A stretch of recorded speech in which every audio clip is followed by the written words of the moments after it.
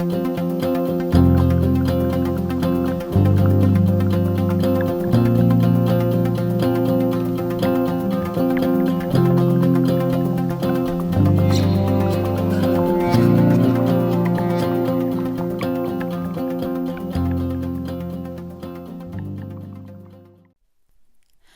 welcome to Travel and Travel. On this video, we are going on a bus tour here in Ajaccio. So this is the town highlights and coastal bus tour. We have done the walking tour here in Ajaccio. We walked from the cruise terminal up to the other side of the town where there is a beach. The bus tour gives you a 360-degree view of the Ajaccio town. It departs from the square forge where you can also buy the ticket there. At the moment, it's about €10 each per person. Also, the bus operator gives you a complete audio guide throughout the tour, given in English and French.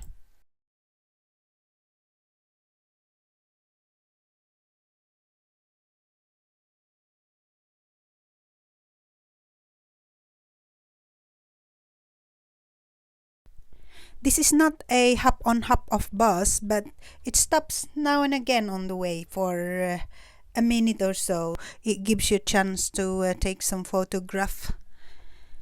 It don't also stop at the end, so just turn around. You can't get out of the bus. But you do get a bit of chance to take photographs and video while you are on the bus, while it's turning around. Anyway, sit back and relax and watch Ajaccio town and the beautiful villages outside Ajaccio town, and also the beautiful scenery and coastal views.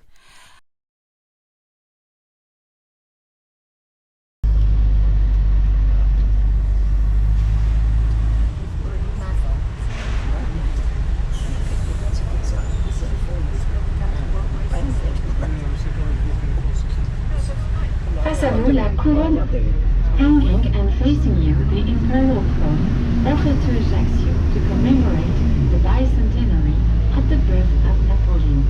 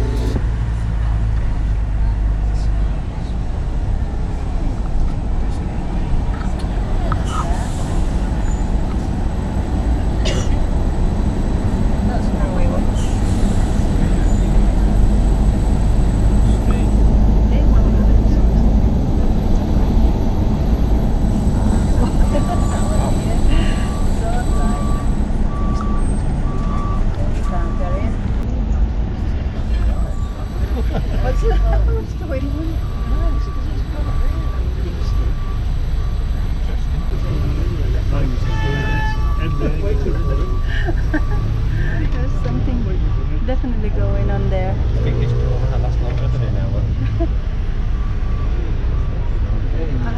Did he miss his turn off?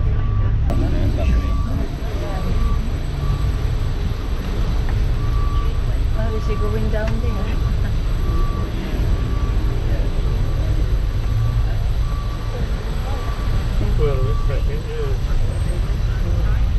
Miss turn off. So decided we're going this way. This is better anyway.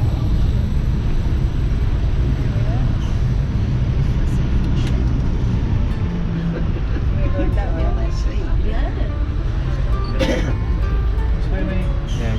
Yeah, this is where we walk.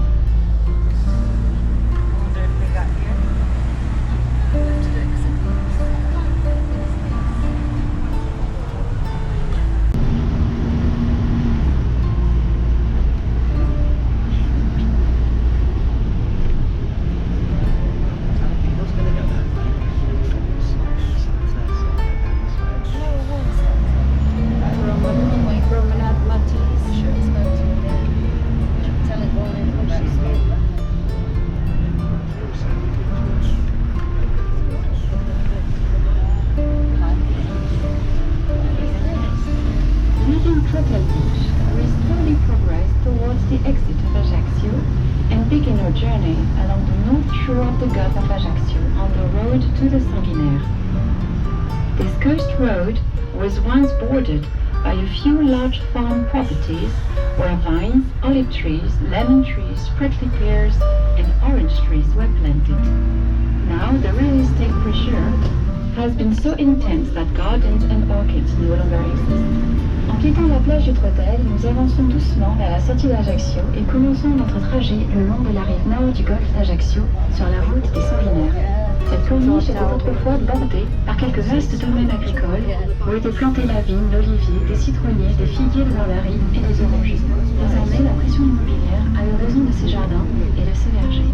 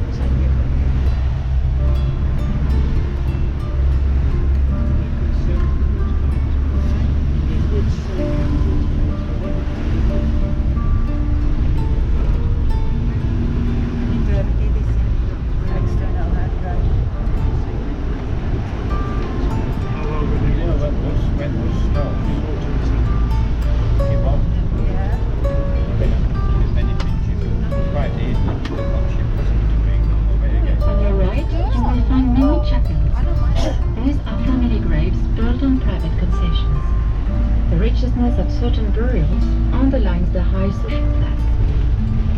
It was around 1850 that these mausoleums and other miniature churches multiplied on the island. And it was only under Napoleon III that the first cemeteries were truly created following an epidemic of cholera. Sur votre droite, vous découvrez de nombreuses chapelles. Il s'agit de sépultures familiales construites sur des concessions privées. La richesse de certaines sépultures souligne l'appartenance à une classe sociale. C'est à 1850 que ces mausolées et autres églises en miniature se multiplient sur l'île. Et ce n'est que sous Napoléon III que naissent véritablement les premiers cimetières suite à une épidémie de choléra.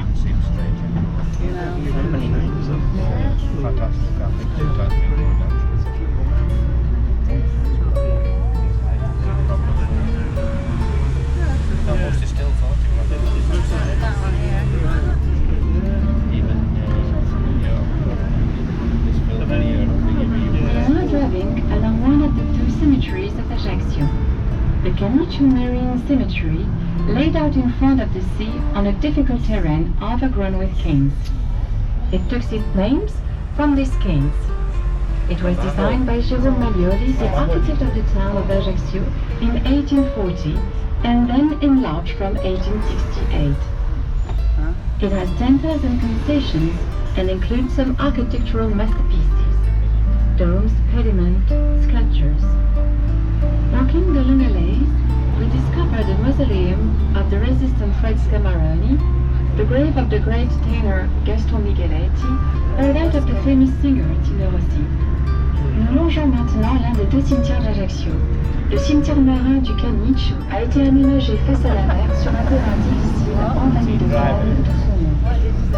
Il a été dessiné par Jérôme Mallioli, l'architecte de la ville d'Ajaccio, dès 1840, puis agrandi à partir de 1868. Il compte 10 000 concessions, parmi lesquelles quelques chefs-d'œuvre d'architecture illustrant la réussite des familles patriciennes. Coupoles, frontons, sculptures, colonnes, atlantes. En arpentant les longues allées baignées de soleil, on découvre le mausolée du résistant Fred Scamaroni, la sépulture du grand ténor Gaston Micheletti ou encore celle du célèbre chanteur Tino Rossi. An urban legend says that German planes mistook the cemetery for the city of Ajaccio during the war. This cemetery, made up of a group of small buildings covered with wooden tiles, with its alleys lit by candles, had all the appearance of a small town from the sky. Ajaccio was then all asleep. The Germans would have confused and would have bombarded the cemetery thinking they were bombarding the inhabitants. For our historians, the truth is different. The Germans were targeting the cemetery and especially the Italian ammunition depot placed upstream. Théâtre d'un bombardement allemand, Lousdan, une légende urbaine, racontait que les Allemands auraient confondu le cimetière avec la ville d'Ajaccio. Ce cimetière composé d'un ensemble de petites constructions couvertes de tuiles romaines, avec ses ruelles et éclairées de bougies, avait tout l'aspect d'une petite ville vue du ciel. Ajaccio était alors tout endormi. Les Allemands se seraient embrouillés et auraient bombardé le cimetière, pensant bombarder les habitants. Pour nos historiens, il n'en est rien. Les Allemands visaient bien le cimetière et surtout le dépôt de munitions italien placé en amont.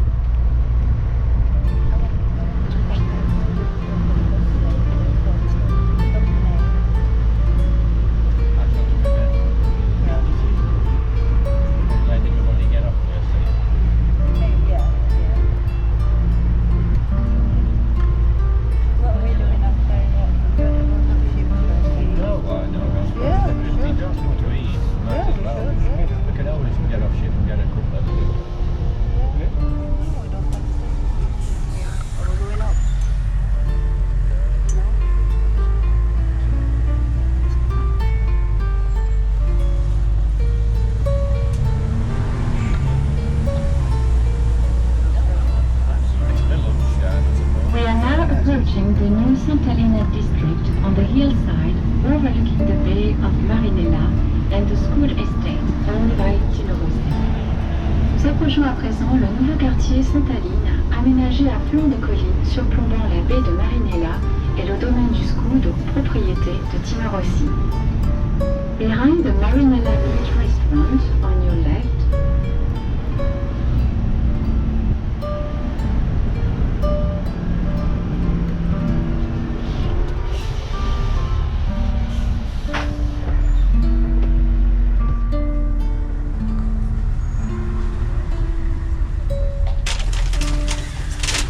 nous approchons à présent le nouveau quartier Behind the Marinella Beach restaurant on your left, protected by this long granite wall, you discover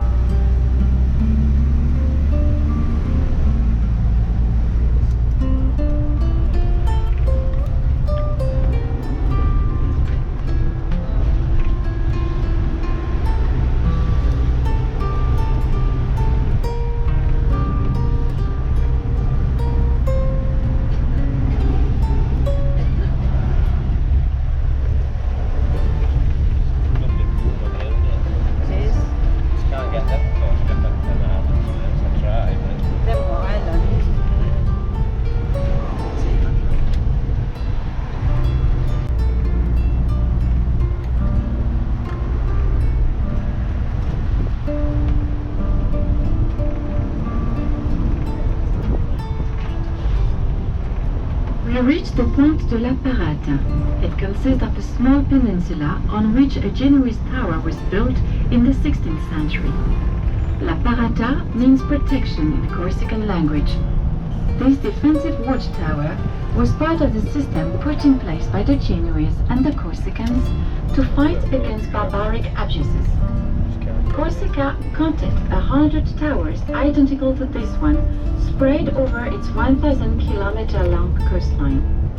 The soldiers who guarded these towers informed the islander of the dangers coming from the sea. Corsicans then sought refuge by taking the direction of the mountains. Les Corses cherchaient alors refuge en prenant la direction des montagnes. The Grand Seat of the Sanguinar Islands and the Pointe de la Parata has obtained the label Grand Seat de France, just like the Pointe du Raz, the Baie de Somme and the Marais Poitevin.